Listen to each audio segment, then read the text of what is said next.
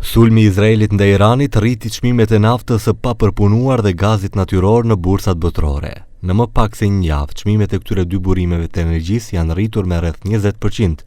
Sipas kreut të Komisionit Rregullator të Energjisë, Marko Bislimovski, jemi larg kulmeve të disa viteve më parë. Во моментов цената на дизелот ми се чини 67 за прека 5 денари, тоа е многу далеко од едно ниво кога имавме цени 95-100 денари, имавме еден пик кога беа дизелот беше 110 денари, бензините беа 112 денари и многу е далеко таа ситуација, така да и не верувам дека ќе дојдеме во таква ситуација кога ќе имаме енормно високи цени на naftените деривати. Qeveria thot se rezervat me derivatet të naftës janë plot.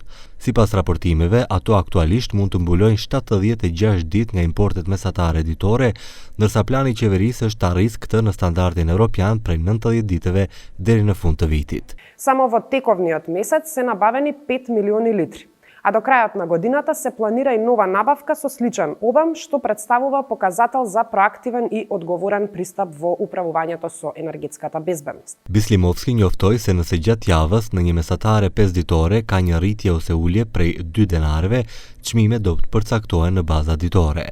Megjithatë, ai shpreson se kjo nuk do të ndodhë. Qeveria thot se do të ndërhyjë nëse ka një çrregullim në treg. Доколку дојде до евентуален пораст на цената на нафтените деривати, навремено ќе бидат превземени соодветни мерки за заштита и на граѓаните и на стопанството, зашто јавноста ќе биде навремено и транспарентно информирана. Mund të pritet ndërprerje më të mëdha nëse Irani, për shkak të sulmeve nga Izraeli, mbyll ngushticën e Hormuzit, përmes së cilës kalojnë çdo ditë 20% e naftës bruto në botë, kryesisht nga vendet të OPEC-ut, si dhe Arabia Saudite, Emiratat e Bashkuara Arabe, Iraku, Irani dhe Kuvaiti.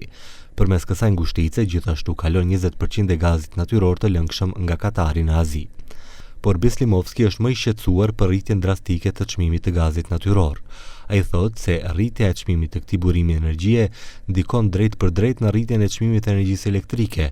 Megjithatë, e qetëson opinionin se nuk do të ketë ndryshime deri në fund të vitit 2025. Megjithatë, kjo nuk vlen për kompanitë sepse ato furnizojnë në treg të lirë të energjisë elektrike.